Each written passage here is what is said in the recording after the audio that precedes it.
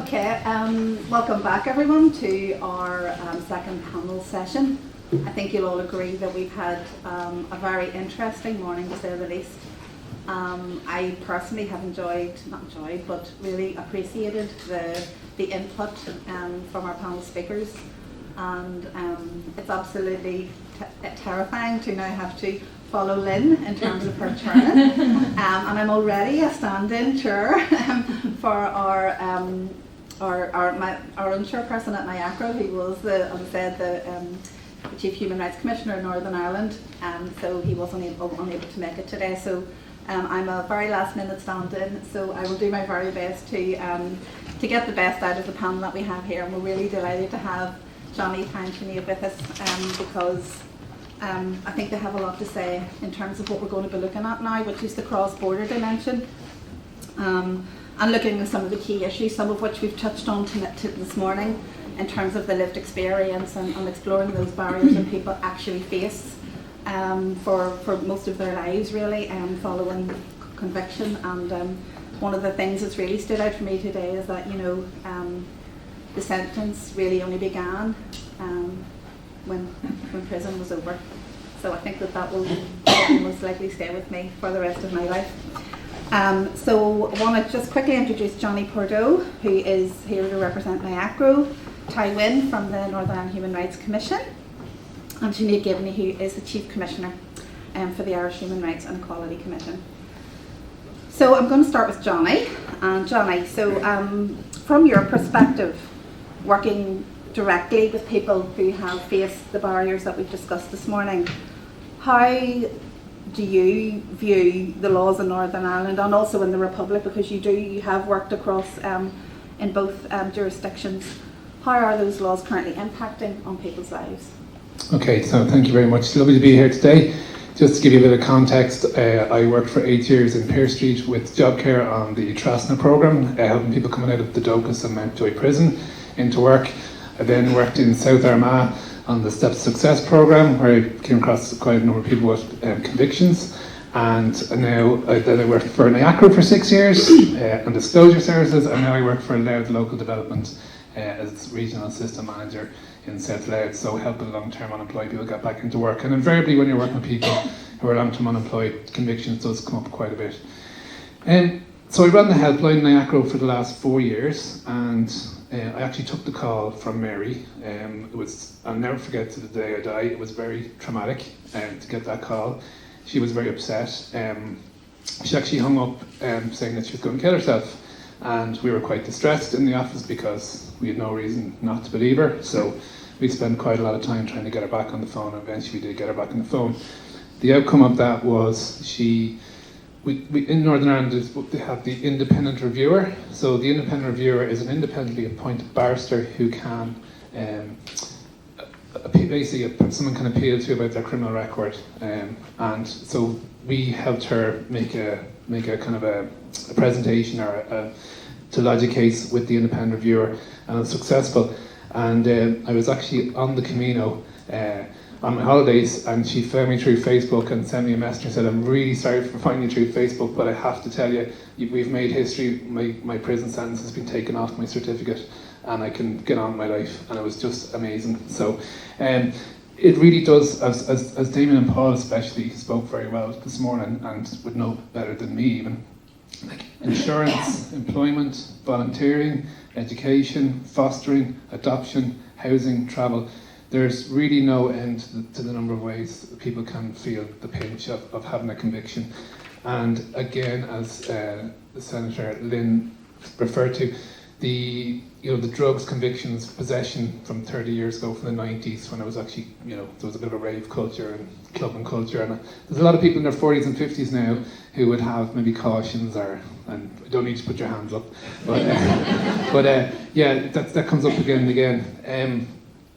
I just wanted to talk a little bit about the survey we did. So we teamed up with Ulster University in 2019. We did a survey of 115 employers across Northern Ireland, and we asked them questions about their behaviour and attitudes towards people with criminal records. What we found was 86% of employers said they would be very much like to see a certificate of rehabilitation as proof of rehabilitation as something that they would value over, like, I think something like only 20% said they would take a financial incentive. So people really, employers that we were talking to are really interested in genuine change. So we did a broad bit of research there. So in California and a couple of other American states, they have a process called certificates of rehabilitation. I don't know if anyone's ever heard of this or come across this, but I just wanted to float this in this form today as a little seed that might grow.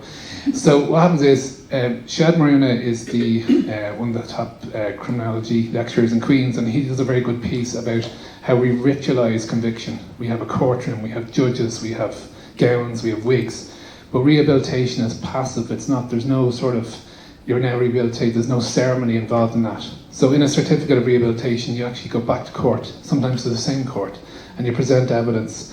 I'm clean, I've been attending rehab, I've got my kids back, I've been working, I've got my master's.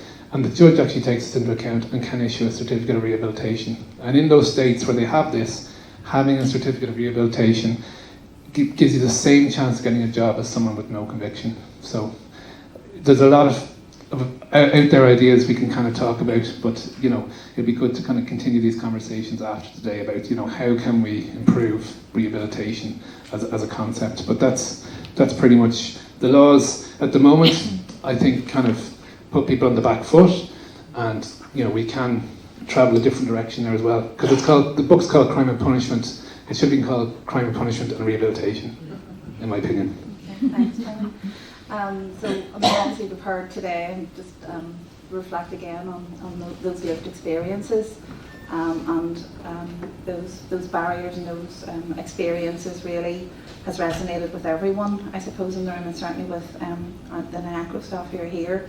It's very, you know, something we're all very familiar with, so those commonalities and the barriers. But Jonny, in terms of, you know, working across the border, are there any issues arising for people in terms of trying to manage two sets of systems and two sets of barriers potentially, and two different approaches to their histories? Yeah, I mean, I had a look at this. There's about 30,000 people work cross-border every day on the island of Ireland. Hello? I'm one of them, because I live in County Armagh and I work in Drogheda. But yes, about 30,000 people a day would cross the border. In Northern Ireland every year, 150,000 access and I certificates are processed. In the Republic, about in 2022, for example, or 21, there was 432,000 Garda vetting applications processed. So there's obviously quite a lot of vetting going on, people working across two jurisdictions. I know there's people, especially around the border area, there's a lot of people like live in one place, work in one place, but maybe volunteer as well. So they might be involved in a sports club over the border and that kind of thing. So you've got the two sort of systems. So someone could end up getting vetted both sides of the border. Because the rules are different in terms of what can be disclosed. So in Northern Ireland, when you have regular activity, which is working with vulnerable adults or young people, you would have the enhanced access and I. And we have a category called specified offences. So drug offences, violent offences and sex offences can never come off an enhanced access and I. They can never be filtered off. So again, going back to that, people with very, very old convictions falling into that trap. We did have a case before I left where there was a man who was from Tyrone but working in Dublin, and he had told his employer actually he had a conviction. It didn't come up for the last 20 years, but the most recent Garda vetting, they had contacted the Access and I, who contacted PSNI.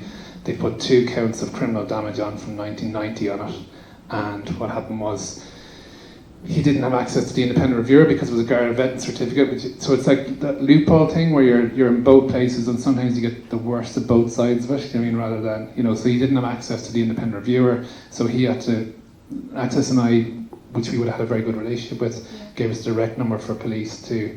So we put him directly in contact with the police vetting part, so he could actually make a case. But there are those kind of complications when you start going cross border. Yeah. Do we know what happened to you? We don't know what happened actually, because he didn't phone back. That's the joy of a helpline, you know. To be continued. Yeah. So thanks for that, Jonny. I mean, obviously we're here today to talk about and learn from each other in terms of sharing our experiences and ideas, and I think you've already taken your opportunity to float and make the certificates of rehabilitation and how that would look.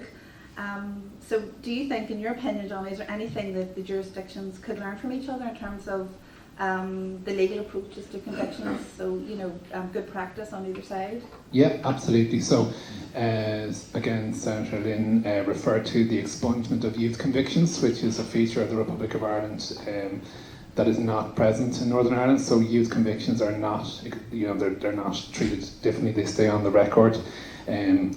The other thing that would be, I suppose, better at the moment down south would be the minimum age of criminal responsibility is 12, whereas 10 in Northern Ireland. I know that. Yeah, I mean, at the moment, NIACRO, we're working with several other voluntary organisations in the children's sector in relation to an ongoing Department of Justice consultation for raising the minimum age to 14 is being floated at the moment. Our position as a sector is 16 with no exceptions, which is obviously challenging its reaching, and it will, we're discovering that it will involve a lot more discussion in terms of the public discourse, political, political will and political unwill really, and to even listen to some of the issues that exist for children and young people who are swept into the system instead of support. So that is being addressed in Northern Ireland, but again, I'm back to my earlier comment about the legislation.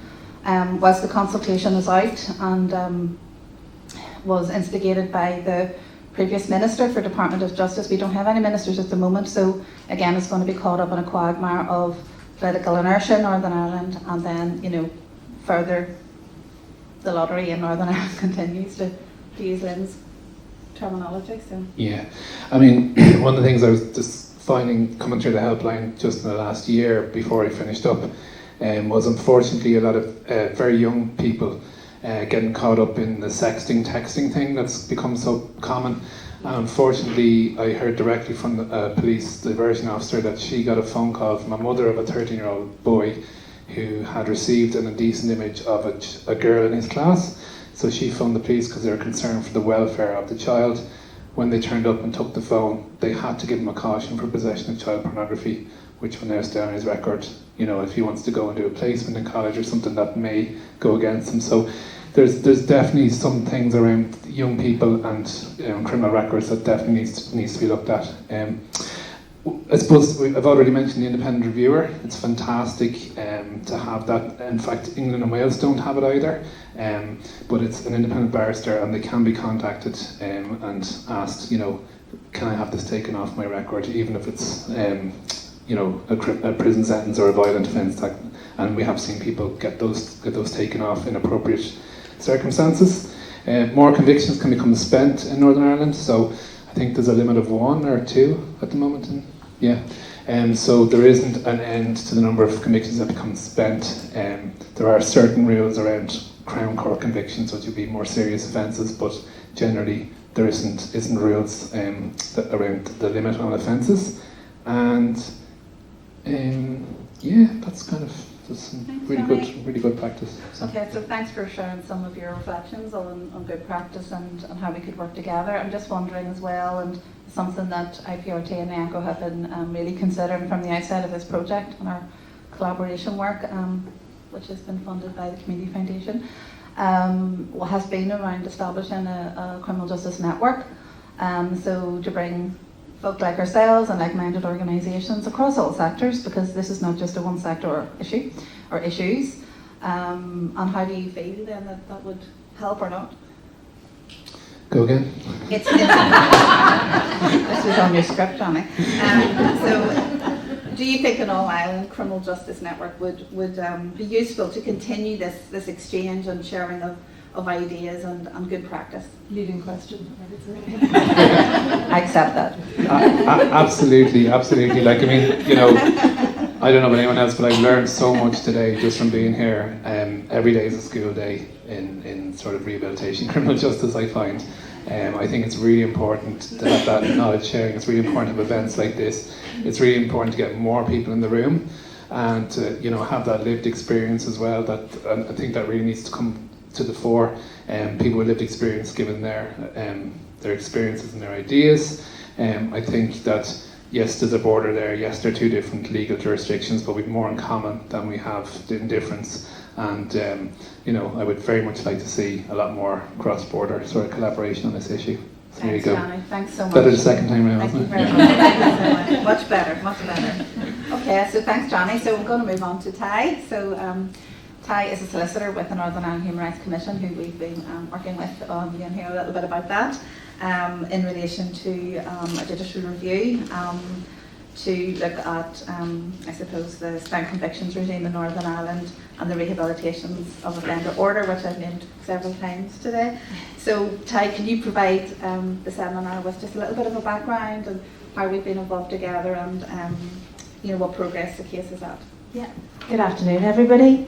So I'll just provide you with just a bit of background on the Northern Ireland Human Rights Commission, just to put it into context what our powers are. So we have quite a broad mandate in terms of giving policy advice and legal advice. So we give advice to government, and then we would give legal advice to people that would come into our legal clinic.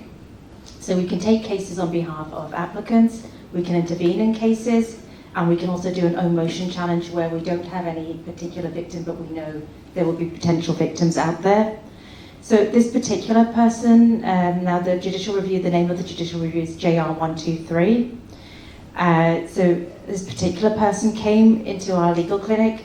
Now, approximately 40 years ago, around the age of 21, he was involved in various criminal offences. He was convicted of various criminal offences for a period of 5 years. Since he left prison in those intervening 40 years, he has not reoffended. He's built a life for himself, he's been involved with the local community, he's gained various qualifications which have ordinarily would have led him onto a good career, but because he has had to declare his criminal record, he had to choose self-employment. He was always discriminated when he went for jobs, discriminated in other areas, applying for insurance, applying for a mortgage. So the current legislation at the moment in Northern Ireland is that anything above 30 months, so our client would have fallen into this category, cannot be considered to be spent. So this legislation is not only imposing a financial burden on people who, like this person, are unlikely to commit further offences, but it also imposes that mental burden because continually having to declare his conviction has reignited feelings of shame and regret. And this case is a perfect example of that, because you may be wondering, why is it called JR123? This person was so ashamed about his past that he applied to the court for anonymity, and to this day even his friends and family don't know he is the person behind this case. So the stories that we heard this morning just about those feelings of shame, and as you said, that prison sentence only comes out once you leave prison, these all really apply to this client. So the current legislation in Northern Ireland at the moment is 30 months. For comparison, in England, it's 48 months. Now, new legislation is coming into place from next year, which will allow all convictions to be rehabilitated, apart from the most serious sexual, violent and terrorist offences. So that's a real progression, and not only have we fallen behind from the first 48 months, now we've fallen behind on the new legislation that will be coming into effect in 2023. The reason we have different legislation and time period to England is that policing and justice is devolved in Northern Ireland, so that's why there's a difference between the two regions. Now, in terms of challenging that legislation, what we feel is that not having the ability to be rehabilitated, not having your conviction spent, having to continually declare that conviction, we believe that was a breach of the human rights. So that's why we brought this challenge. What does rehabilitation mean under the actual legislation itself? Rehabilitation means that you get to be treated like a person who has never committed that offence. So if you have a conviction of 30 months, you never get that right. You never get that right to forget. So irrespective of your personal history, your circumstances, all the work that you may have done since coming out of prison, you will never get that right. So we believe that was a breach of your human rights, and that's why we brought the challenge. Now, that challenge was successful, and the court agreed with the Commission that it was a breach of that person's human rights. Unfortunately, that case has now been appealed by the Department of Justice. That case will be heard sometime in March of next year, and so it's a sort of a wait-and-see approach in terms of whether that decision will be upheld.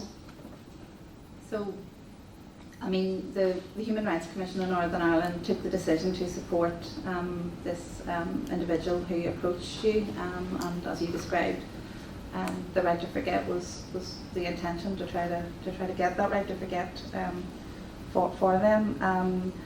You sort of taken us through the I suppose the process of that a little bit. Can you tell us a little bit more about how the collaboration with the sector, with some of the other organisations, both in Northern Ireland and England and Wales, helped to support the judicial review in terms of the affidavits, etc.? Yes. So, in terms of when you bring a legal challenge, although we were acting for the applicant, we can get third-party interveners, and NIACRO and Unlock, who are an organisation across the sea, they were really, really helpful in providing affidavits and reports in terms of the effect that not having the right to forget about sort of your past convictions and not being able to be rehabilitated, the effect of that on a person and how that affected a person's private and family life. So what the court actually held was that the legislation at the moment is the breach of your Article 8 rights. Your Article 8 rights are your private and family. It's your right to private and family life. So it really was really helpful working with NIACRO, working with Unlock, who are the other organisation, in terms of really verifying and providing that evidence about the right, not having that right, and how that affects a person on their day-to-day basis and how they're discriminated against. Because the thing with Article 8 is a right to your private and family life, but it's a qualified right, which means the government can restrict that right in certain situations, and they can do that if they're trying to meet a legitimate aim. Now, the aim of this is sort of public safety, protection, identifying risk and protection of the public in general. But when you're doing that, it has to be proportionate, and proportionate means it has to be the least restrictive measure, and there has to be a continual review to see if that interference with your private and family life is justified. So in terms of providing the evidence of whether these measures are proportional, it was really helpful having all the evidence, affidavit evidence from Unlock and NIACRO. So what the question that the Commission really asked the court was, is the legislation which results in a lifetime of disclosure to people who have no legitimate interest, i.e. employers or insurance companies, to them knowing that, is that proportionate? Because at this stage, there's no mechanism to identify who are the ones that are really at risk, who are the ones that display a risk to the public at the moment, because after 30 months, there's a huge difference between somebody who's just maybe 3 years and somebody who may be 10 years and have got those higher sentences and even the life sentences, but there's no mechanism to differentiate those people. So in identifying whether there's no review mechanism, it was very helpful to have Unlock and NIACRO to provide that evidence for us in terms of how having a review mechanism would impact, and even just sort of it was always sort of cited that it wouldn't be possible in a jurisdiction like England because there would be so many people, but a jurisdiction like Northern Ireland where the number of people is so much smaller that this would affect, it would be possible and proportionate and reasonable to have a review mechanism, and having that information obviously from NIACRO was really helpful in providing helping our case along on that basis. Thanks for that, Ty. I mean, I think that demonstrates, I suppose, the partnership and the collaboration that, I suppose, in terms of bringing judicial reviews forward and testing it. And as an organisation, we were delighted that the Human Rights Commission had brought it, and that for the applicant, obviously, that there was a success. Now, obviously, that success is now on hold because it is under appeal. I suppose my next question really is, whilst we were delighted around that, what would you say to people, anyone considering a legal challenge around this area of work and spent convictions? What are the barriers, what are the issues, but also what are the benefits potentially? Yeah. One thing is, even with the judicial challenge being successful at the first stage, it didn't mean that everybody over 30 months then had a right to that right doesn't sort of crystallise until the legislation is changed. And obviously we have a difficulty at the moment because we don't have a sitting assembly where legislation can be progressed. But even with the legislation, now there is talk of legislation to allow for sentences up to 10 years to be rehabilitated, to be spent. But what we would say is that's not the same as what our challenge is about. Our challenge is about a review mechanism for each individual case, not a blanket limit on time or spent periods. So that's one of the difficulties, is even if your case is successful and the court makes a declaration that the legislation is incompatible, it won't necessarily mean that the law changes overnight. We still have to wait for the legislation to come into place. The other difficulty as well is that with our applicant, when you do have a breach of human rights, there's a secondary right as well, not a secondary right, but there is also a potential for you to receive damages. Now, for the breach of your human rights, that in the assessment of those damages, it's not compensation because you're not put into the place that you would have had if the breach hadn't occurred, like in a civil sort of claim. So here, the applicant, there was real anguish and a sense of injustice that he had a loss of opportunity, he had the loss of employment, loss of progression in his career, and obviously that was a big financial loss to him. Damages won't make up for that. You may get, it's only normally a nominal amount, because unfortunately under human rights law, damages are also, it depends on the case law from the European Court of Human Rights, and they've been historically very low. So that's something to consider if you think you may be wanting to make a claim for damages in terms of risks and costs of actually bringing the litigation, is that it's unlikely to be a huge amount. And there's also a principle of just satisfaction, is in terms of sort of quantifying the amount. And in this particular case, the claimant, actually, the applicant, didn't get any damages at all, because the declaration itself that his human rights were breached were deemed to be just satisfaction. So that's another sort of example of things that you may want to consider in bringing legislation. The other thing I just want to sort of state just about having, even if your conviction is spent, it means that you no longer have to declare it. So when your conviction is spent and you're asked, do you have a criminal conviction, you can say no, but that doesn't mean it's removed from your actual criminal record. And then there are also other circumstances where other jobs, even if your conviction is spent, you will have to declare it. So jobs where you may be working with children or vulnerable people. So just to bear all those in mind in bringing a legal challenge, because unfortunately, as we've seen in this case as well, the length of time it can take to bring about any change as well. So we'll be going to appeal. The applicant came to us in 2020. It'll be 3 years when the Court of Appeal case comes along. There may be another appeal after that. We may go to the Supreme Court, then we may go to the European Court. It could be several years before you get the result that you may want. So these are all things that you would have to consider. Okay, thanks, thank you. Okay, Sinéad, so we're delighted to have you here, and thanks for your patience and waiting for at the end of the panel.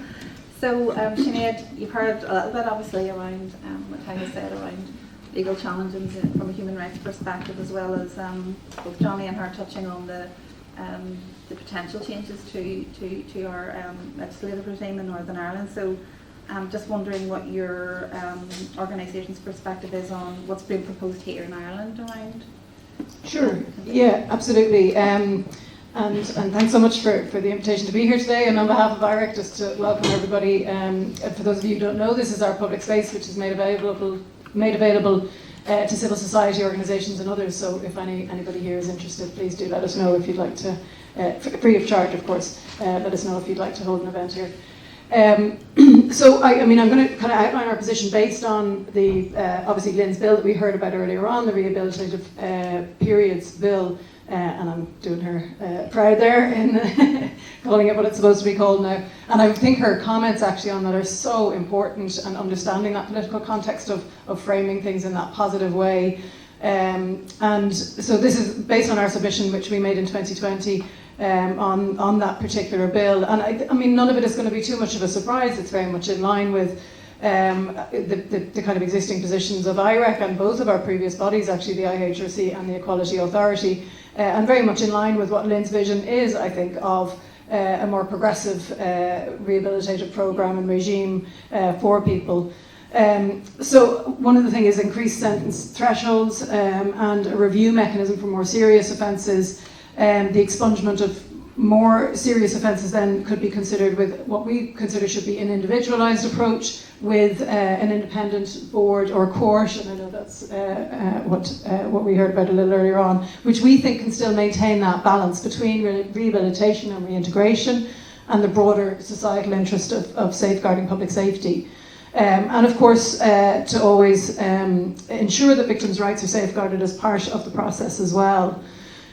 So we recommended that Ireland's current scheme is too restrictive and that many offenders with multiple convictions are excluded from benefiting from it. So I'll just talk you through some of the very specifics that we had here. So sentencing length limits for spent convictions, so that's about that higher sentencing threshold that we're seeking. The limitation on the number of convictions that can be considered spent per person, so as we've heard that's one at the moment, that should be raised. And then the principle of proportionality and spent convictions, so proportionate to what we're dealing with, that shorter periods of rehabilitation should be imposed proportionate to the offence and the sentence that we're looking at in any particular case. And then incorporating a youth justice perspective as well. I know we've heard about the kind of very specific areas there, and I know that, as Lynn said, it's not all for this bill.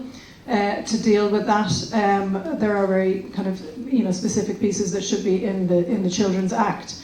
And just to say actually that we were in Geneva recently, and we'll be back there in January for the Committee on the Rights of the Child, where we also are pushing for the minimum age of criminal responsibility to be raised. I mean, it's 12 here, which I know is not as bad as Northern Ireland, but it's still not where it should be. So we'll be there, and I know IPRT will be pushing for that as well. That the victim's perspective must incorporate, as I say, the safeguards of the victim's directive, and then specified work, that the categories of specified work listed under the 2016 Act are reviewed to ensure that exclusions are for legitimate reasons. And I think that one is really important, around just making sure that we don't drift into this kind of mentality that, we pile on the different areas of work that can be impacted by it. And I think that's something we've seen obviously in the US. And then convictions outside of Ireland, and our recommendation there is that the Act is amended to ensure compliance with the principle of equality and EU law. So if it is the case that it could be spent here, that should be brought into line on the basis that even if it isn't in the country where that crime where that sentence may have been handed down. So I think that's kind of the specifics on it, and I think more broadly, and I mean I do think it's just wonderful to hear Lynn's vision of it, and also to hear where it's at. I mean, what I was a little bit downhearted to hear her talk about this lottery thing, because it's just, I mean, I think in terms of the democratic process, that really is just such a shame to think that something that's got such work behind it, such momentum, such broad support across the upper house in our Oireachtas is subject to a lottery. It just breaks my heart that, that's where we're at, So I do think there really is commitment, there is political will and commitment behind it, and I just hope it keeps moving forward. Good to hear around your support of Lynn's bill and the progressive, the progressive vision, absolutely. Progression. Sinéad, Ireland's equality laws are currently undergoing review, so what in your view is the potential for a ground of discrimination on the basis of criminal conviction to be included within the updated laws? So for those of you who don't know, the Minister for Equality announced in June of last year that he wanted to review Ireland's equality legislation framework. So we're very much involved in that in terms of we've made a submission along with many other organisations at the end of last year at this stage, is it? And then we set up a Section 18 advisory committee. So this is a way in which we bring in expertise into our organisation. And we've been working hard, and I have to say it's a really exciting area of work for me, because this really is square in our remit in terms of making sure that equality law in this state is as progressive as it should be. And I would have concerns around, first of all, the delays in it, and I think the delays are part of the fact that the department is overwhelmed with the Ukraine response. It's the same department that's looking after it. And I would also have some concerns that the review itself might become narrowly focused on grounds, and because our work is looking at it more broadly and looking at how equality legislation should be moving towards a model which is preventative. At the moment, when you experience discrimination, not only do you have to experience the harm of it, but that you then have to go out and actually fight for against that discrimination. And what we would much prefer to see is a set of a framework of law which prevents it happening in the first place, where the law itself kind of identifies and mitigates and really kind of imposes penalties and sanctions that mean that people don't make the discrimination happen in the first place. But within our recommendations, we are looking at, we've in our submission we have already said that we think criminal conviction should be a ground. We're also pushing for socioeconomic ground as well. And I think there will be, the department will definitely look at this. I think the socioeconomic ground is probably the highest likelihood of success, I would say, at the moment, and then the gender identity ground would be next up. But we are pushing for the criminal conviction one as well, and we will be doing a lot of work with this within our advisory committee, FELAC, to advance it.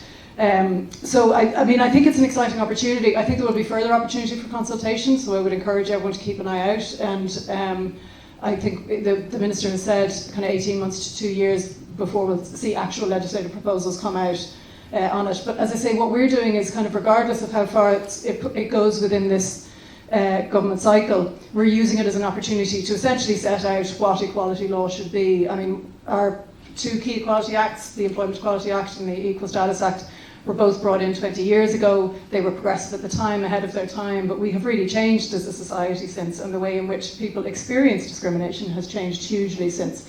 So we're using it as an opportunity to set out our stall on what only equality law should be now, including the additional of these grounds, but also how it can handle how society is changing, technology, for example, and so many other areas where we need to see advancements. Yeah, it's quite exciting to hear you talk about the vision of that, and I suppose overall, if we do manage to get, the conviction issue included in it, what might the practical, everyday impact be on the lives of the people that we've heard from today? I think it's just going to be transformational. I really do. And apologies, I have to step out actually because I got a media invite for later today. So I was here for the very start this morning, but I just had to slip out to do some work with my team to prepare for that. So I missed the lived experience contributions, which I was really looking forward to today. Apologies for that. But I have myself obviously interacted directly with people in prison and who've been in prison. So I've had those same light bulb moments when I've understood the experience of prisoners, and I think it's so important that it's interesting even when we talk about disclosure, for example, and talk about people having the choice of when they feel safe to disclose their experience of prison. But what I would really love to see is that alongside that, we have a broader societal dialogue which just removes the stigma, so that disclosure isn't so much of an issue, so that people actually see the value in having prison in your past as something that has shaped you as a person, that has created what I see when I talk to prisoners and former prisoners, somebody who is just so self-aware, so engaged in society. I mean, transformational is the one word I would use. I mean, it's just about simply being able to participate in society alongside everybody else. And I think this particular piece around rehabilitative periods and spent convictions is so important, because it is just simply a fact that, statistically the likelihood is that you're as likely to commit another crime as anybody else, and the fact that this hangs over you is just, it's such a punishment. And, the words I've heard used are things like, people saying that they've had 2 sentences handed to them, one in the court and then one that really lasts for their whole life and hampers every single thing that they try to do. So I think it really would be, because it's not just around employment as well, and that's one of the recommendations we had, is that it's not just in the Employment Equality Act that this needs to be looked at, but also in the Equal Status Act, because it's not just about employment, it's about housing, education, access to services everywhere. It's every aspect of life and participation in life, yeah. Yeah, people don't realise it. It's Yeah. every facet of someone's life. So, and I think, sorry, just to say, I mean, I think what's been really powerful is things like podcasts, weirdly, which, you know, like, I think having Lynn's, like, talk about that earlier, and like the fact that people can now, in an anonymous way, share their experience. And we need to see more and more of that. It needs to be in more mainstream platforms where people actually, because I think with so many areas, and I see this across the board in terms of the work that we do, there's just too many assumptions, there's too many stereotypes and generalizations. And actually, when people hear directly from those people who they are so like, they really just start to see what the reality is. yeah, I was just really struck by Damien and Paul's, I suppose, and I know you've said your message, Sinéad, earlier, just their sharing of what they've gone through and how their heart set and their mindset, you know, was the thing that made the difference to them.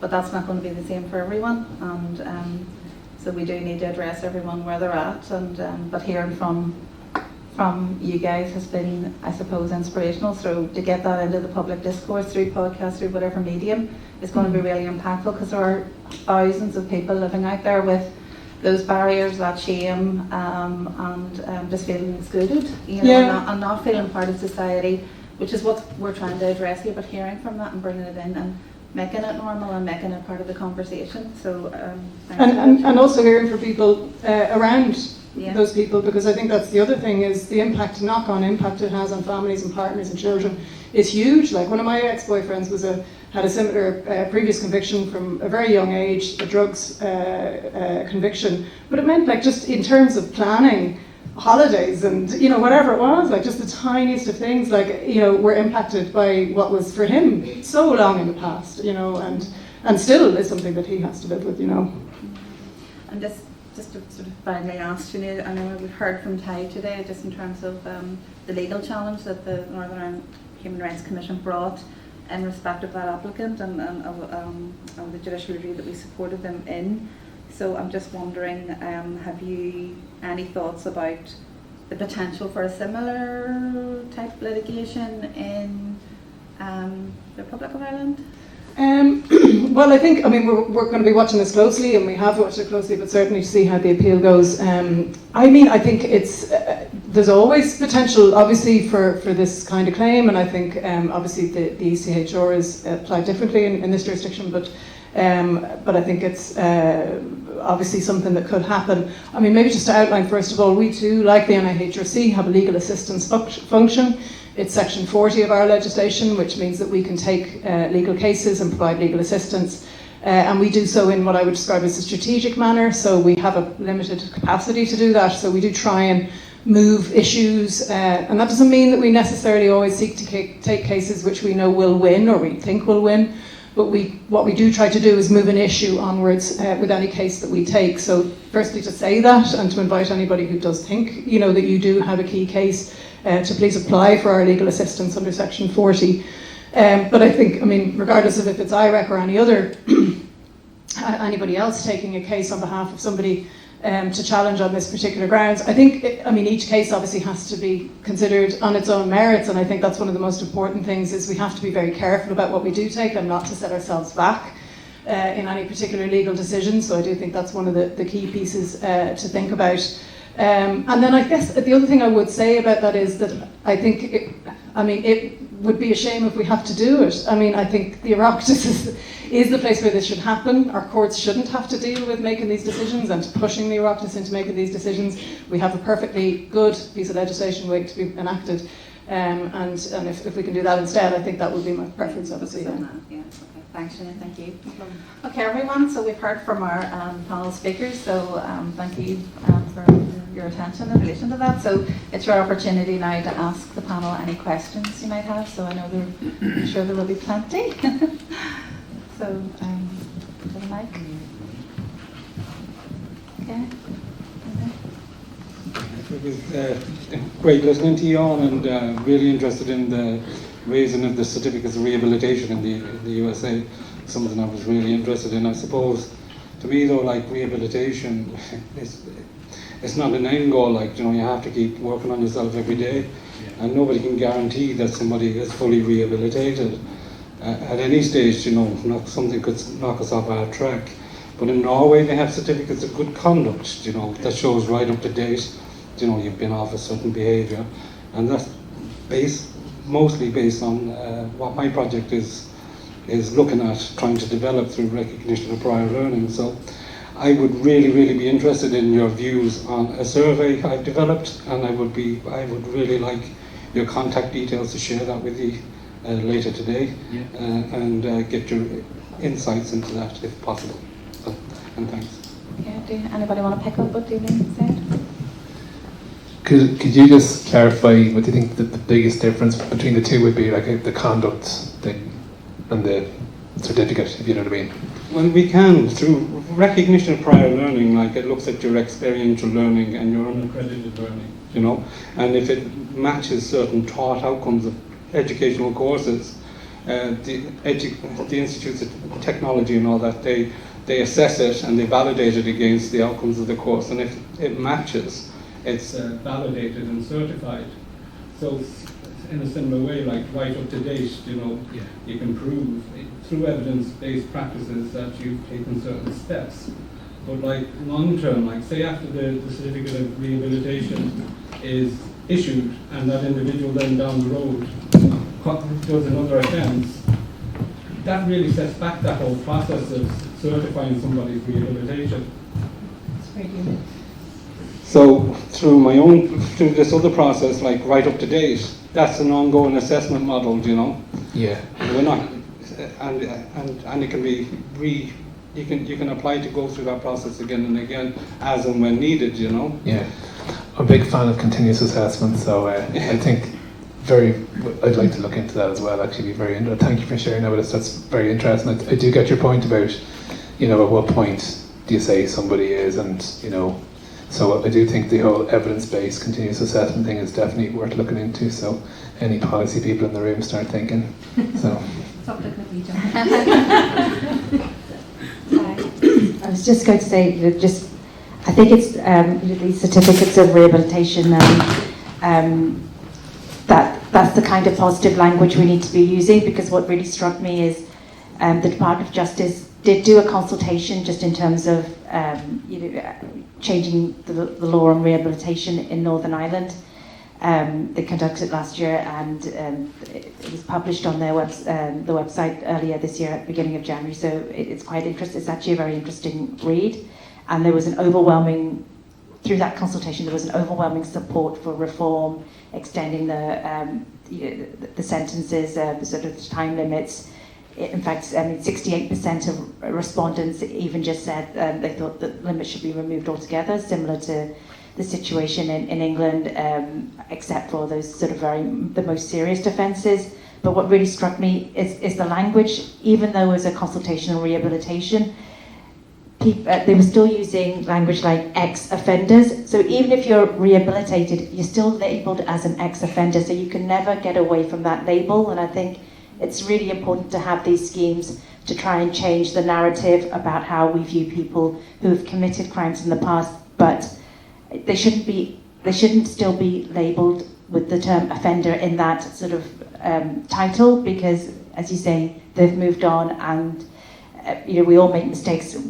Not everybody gets the childhood that they deserve, and that leads to difficulties in life, and they make bad choices at that particular time, and people should be helped to move on and not be labelled, even if it's sort of it as in a positive way. But I still think being labelled an ex-offender is quite derogatory. Yeah, I think Ty, just supporting what Lynn said earlier, language is important.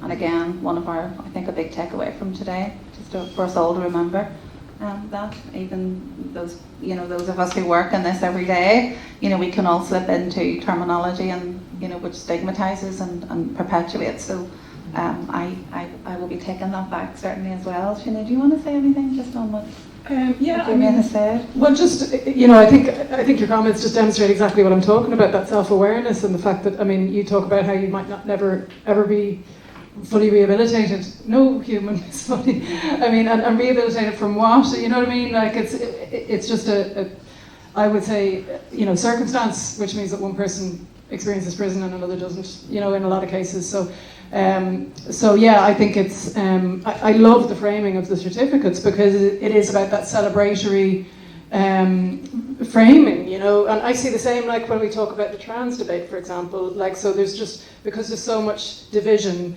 in the area of trans rights at the moment, that people forget when they're talking about trans rights to talk about the celebration that of the trans people feel when they are out, And I think similarly in all of these debates, because we all work to deal with the challenges and problems, we do sometimes, I think, forget to talk about the celebration, and that's exactly what these podcasts and what your messages are doing. They're helping people see what is the positive end goal and end result, And I, just hearing those words earlier, like rehabilitation isn't the goal; it's participation in society, Can of I course, say, like, I suppose with that point there, like, I'd like to I identify as a fully participating member of society, but like in certain situations, that doesn't, I have to go back to what the life I used to live, and that's the really, really challenging thing for an awful lot of people, so this idea that I have around certificates is certificates of commitment to change, not certificates of rehabilitation, commitment to a change in life trajectory, and it attaches a value to your effort to do the right thing. So I'd really love to bring a case to practice my right to identify as a fully participating member of society rather than an extended. That's interesting. Yeah, thanks, Jamie. Does anyone else have Sinead? Sorry, just to follow up on Damien's piece, I completely agree with the certificates. I think it's a brilliant idea. I think the Garda vetting process is so black and white. Employers don't understand that actually it's there to help them make a decision rather than a yes or no answer. You're getting someone's all the worst things that they've done potentially 20 years ago, and then your basically employers then can say yes or no based on that very historical information. So I think the certificate, and I'm all in support of Damien, please do fill out a survey, all in support of these certificates, but I think we also have to ask the question as to at what point can someone apply for a job and not have to present their certificate? And I think that in all of this development, it's like, at what point can someone just leave all of that behind? I think that's the direction where we need to be going. However, the certificates... How's that going to be decided? Those time limits are in many cases arbitrary and not based on anything other than, the flick of a pen sometimes in terms of writing legislation. Exactly. I think this is where employers come into it, because an employer-to-employer work reference is really worth its weight in gold. So if someone uses their certificate to get their first job, or moving up the rung in terms of higher paid income jobs or whatever it might be, they really shouldn't need that the next time they go for a job. It should be, the word of mouth from the previous employer saying she is worth his weight in gold. And I think that we build that into the model and really educate employers around the whole Garda vetting process, and the value in taking people who have a history, whatever that history might be. So just more a comment, but yeah, I'm all in support of it, and please do fill out Damien's survey. Thank you so much. Any other questions?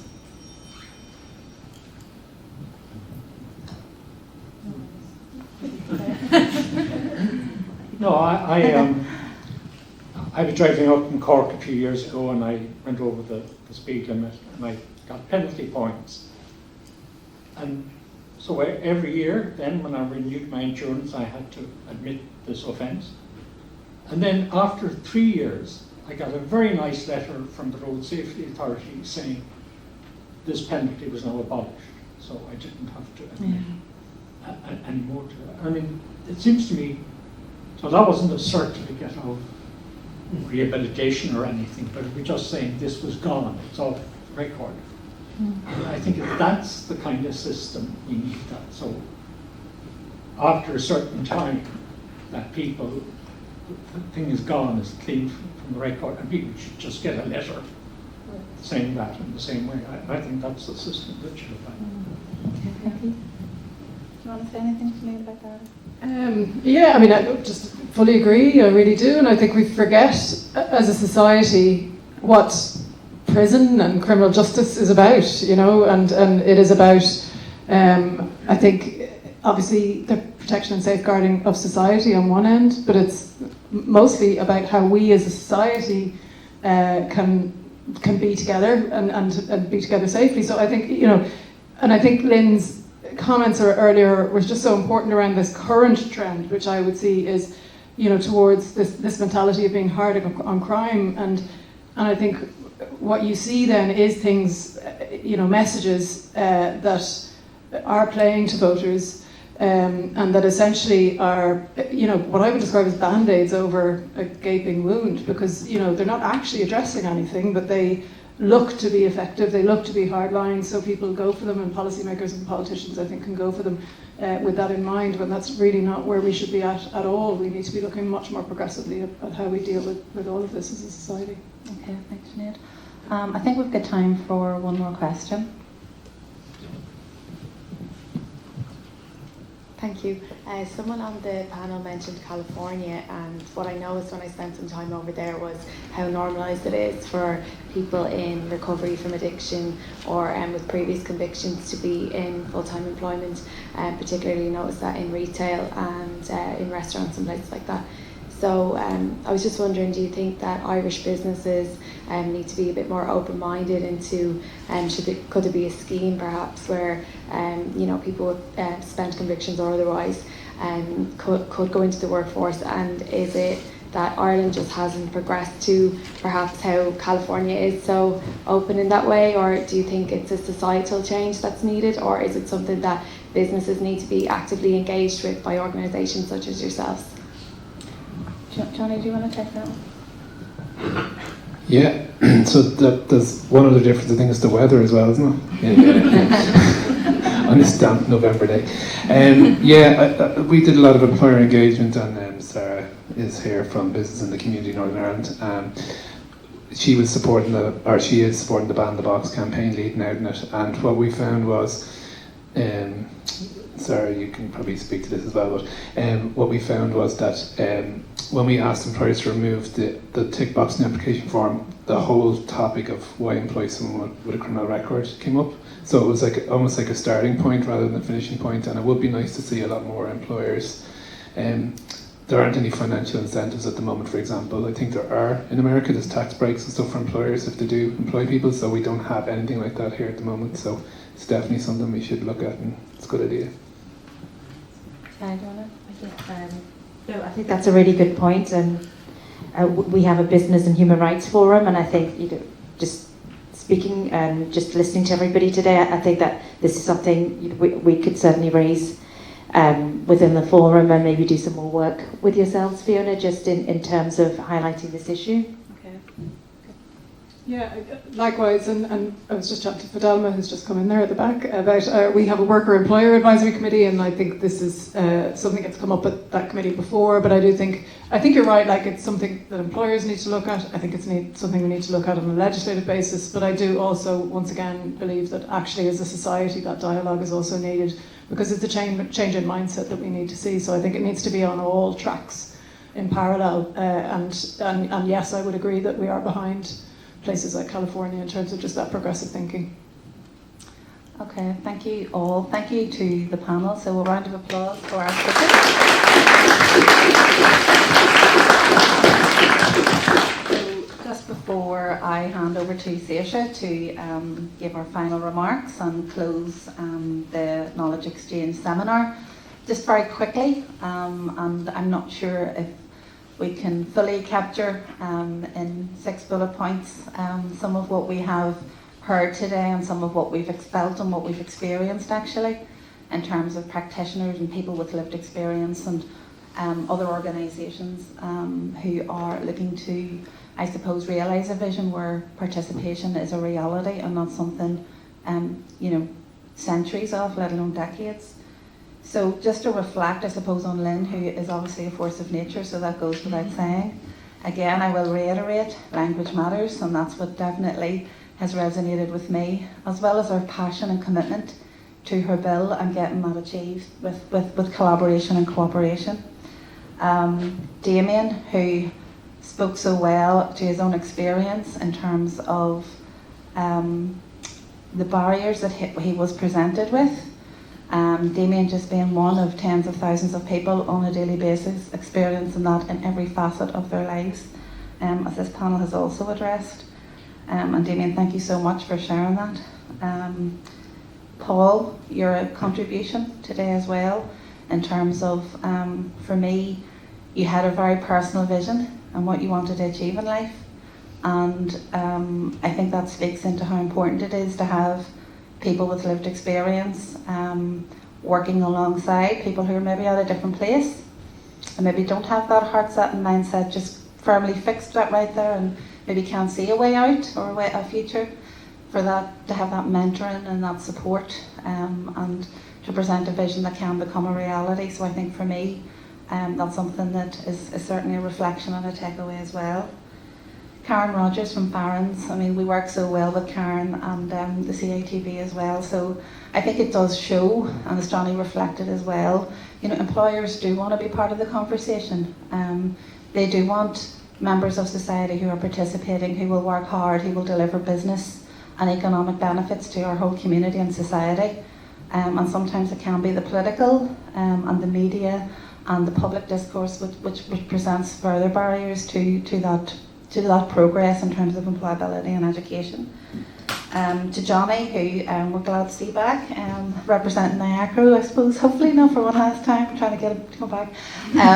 So just in terms of his sharing, working directly over 5 or 6 years in terms of on a daily basis with his team, providing support to people with lived experience like Mary, who are really at the end of it all, really, and being brought back from the brink by just a little bit of support and a little bit of advice and a little bit of encouragement. So thanks for your input. Ty has been an absolute star along the way in terms of judicial review, and we've thoroughly enjoyed working with her and with Clinks in the work to support the applicant for the judicial review, and we wait patiently for the outcome of the appeal. And also to Sinéad, just to end with you, I suppose I've been really excited to hear your own, I suppose, and your organisational's reflections on equality and inclusion, as well as setting out a real vision for the bill that Lynn presented at the beginning. So I think that kind of bookends it perfectly, and I just want to thank Saoirse and the IPRT for the work that we've done over the last year and a bit, and for hosting us here today as well. And it's been a thoroughly enjoyable experience, and I know that this will not be the last collaboration that we will do. Too many issues to address. So thank you all for welcoming NIACRO today. Thank you.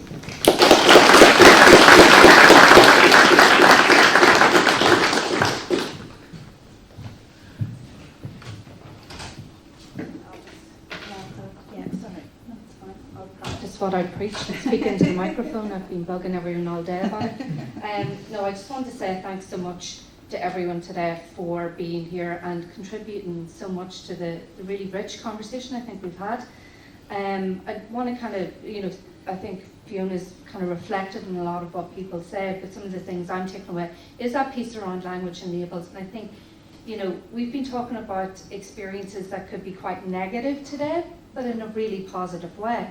I think people are sitting in this room feeling inspired, particularly by our speakers with lived experience, but also by the people who are supporting them to try and overcome that and make change for the better, whether that's through legislation, through policy, or other ways. I think as well, that transformational piece and talking about change in societal attitudes, it's really interesting because I suppose one of the things that in IPRT, we keep quoting, research and polling, public attitudes polling that we did like 10 years ago, where people talked about like whether a person with a mental health issue or an addiction issue should be in prison, is that the right place for them? Now even back then, and I think we've come a long way in terms of societal attitude to both of those issues, but even back then, like, it was overwhelming support in the late 80s and 90s, of people who answered that said no, they should be getting the treatment or the support that they need. So I think that's really interesting. And just on the employers piece, we're really inspired by NIACRO's work with employers, and actually we've been granted funding by the Irish Human Rights and Equality Commission to carry out a piece of work next year looking at employers' attitudes here to employing people with criminal histories or criminal convictions. So we'd certainly be picking the brains of NIACRO on that one, because they got such an overwhelming response, over 1,000 employers engaging. We're looking at you as well, Siobhan, and others, but we will be putting out a tender on that within the next week or so, so please do keep your eye out for that if you're interested. But I think that will really, again, we're learning from each other. I think as well, just I suppose there's so many people to thank, but I'll just talk about next steps before I go on to thank yous. In terms of this particular project, it comes to an end at the moment. It was only ever a 1-year funding piece, but we have applied for continuity funding. And when you say continuity in a northern accent, it never sounds good. But I just realised that when I said it. But we have actually applied for more funding to look at this issue of establishing a criminal justice network here in the south, because NIACRO do have one in the north, but to do that on an all-island basis as well. And we have other leads that we can follow there. And I know this is also happening in academia. It's also happening with other partners as well. So we all need to talk to each other, make sure we're not duplicating anything. But at the same time, I think, like we've seen even just here today, how beneficial it could be. So there is an application in with the Community Foundation of Ireland, Community Foundation Northern Ireland, which we hope will be successful, because I think we can really learn from that. And I know a number of people in this room were at a meeting that we would have had to try and look at what that network might look like. So we will be back in touch, but we want to be able to set something up that we can resource and actually keep going and keep the momentum going. I think there's been a lot of talk about opportunities today as well.